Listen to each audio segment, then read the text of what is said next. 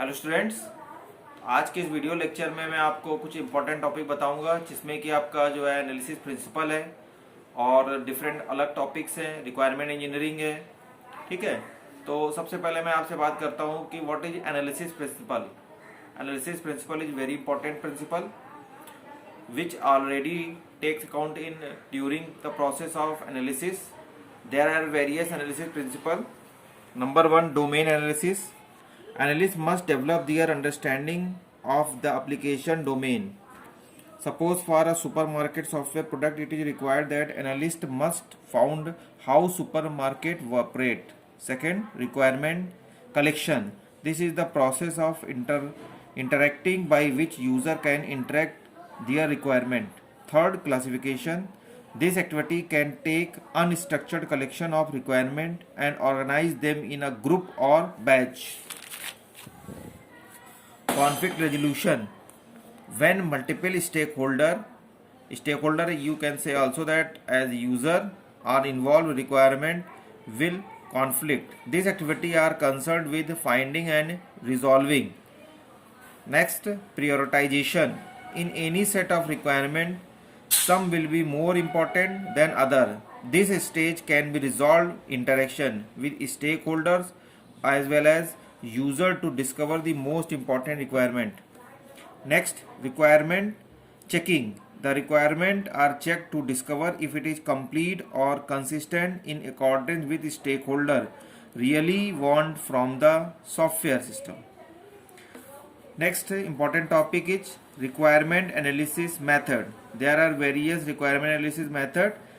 First, data structure oriented method. It contains different data structure oriented technique for analysis, like you can say that stack, queue, graph, tree, etc.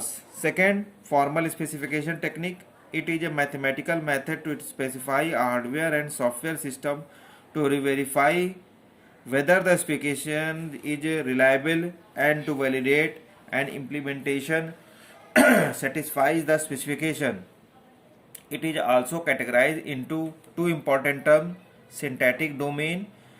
Syntactic domain is formal specification language. FSL consists of an alphabet or symbol or set of information rule to construct well-formed formula. Second is satisfaction relation.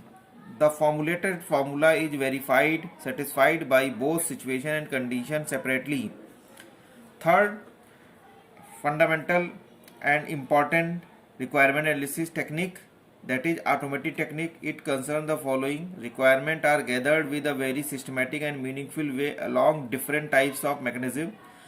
Second, analysis is based on that requirement and layout which is collected from user and also shown to customer time to time. Automated technique consists three phase: definition phase, construction phase, support phase, automated phase.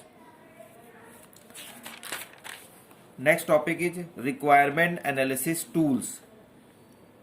Number one, ER diagram. Number two, data flow diagram. In this lecture, I am going to tell you about ER diagram. Entity relationship diagram is a pictorial representation of any software analysis system.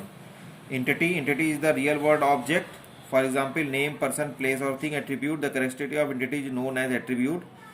Then relationship, the kind of association with entities is known as relationship. Here are some symbols used in ER diagram: rectangle for entity, double rectangle for weak entity, ellipse for attributes, diamond for relationship, and dashed ellipse is derived attribute.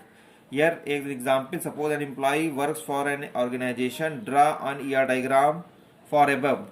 Here is employee and organization are two entities and these are related to each other. Works for. So this is a diagram already discussed in also in your class. So please practice this. Best of luck all students.